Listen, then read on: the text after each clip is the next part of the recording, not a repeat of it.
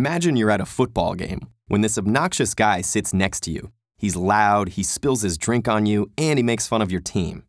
Days later, you're walking in the park when suddenly it starts to pour rain.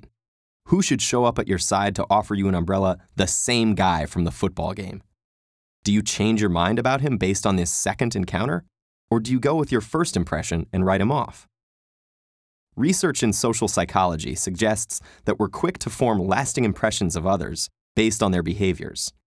We manage to do this with little effort, inferring stable character traits from a single behavior, like a harsh word or a clumsy step.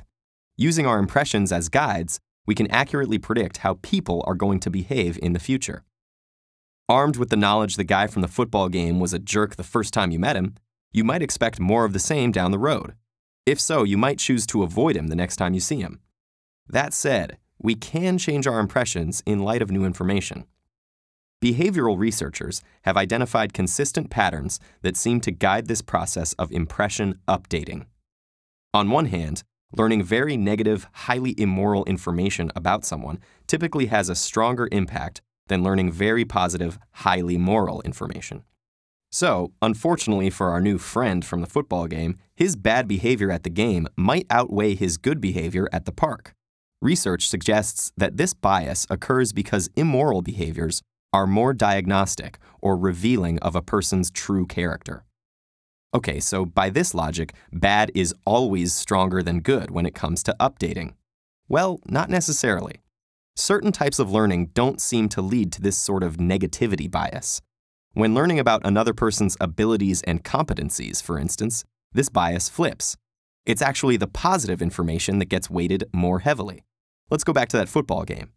If a player scores a goal, it ultimately has a stronger impact on your impression of their skills than if they miss the net. The two sides of the updating story are ultimately quite consistent. Overall, behaviors that are perceived as being less frequent are also the ones that people tend to weigh more heavily when forming and updating impressions. Highly immoral actions and highly competent actions. So, what's happening at the level of the brain when we're updating our impressions?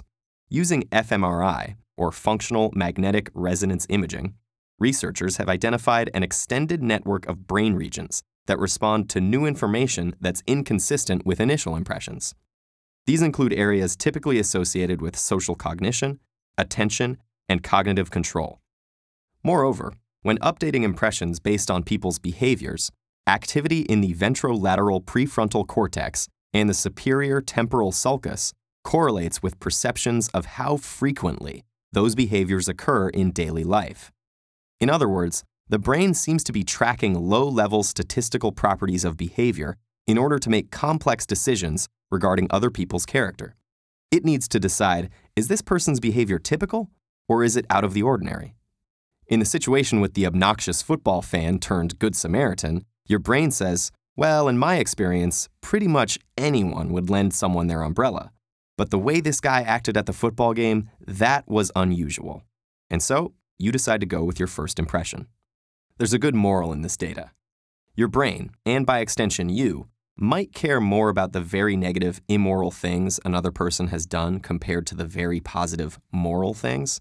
But it's a direct result of the comparative rarity of those bad behaviors. We're more used to people being basically good, like taking time to help a stranger in need.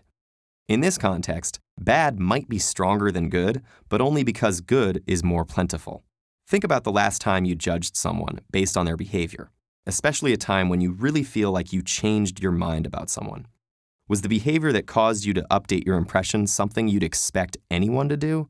Or was it something totally out of the ordinary?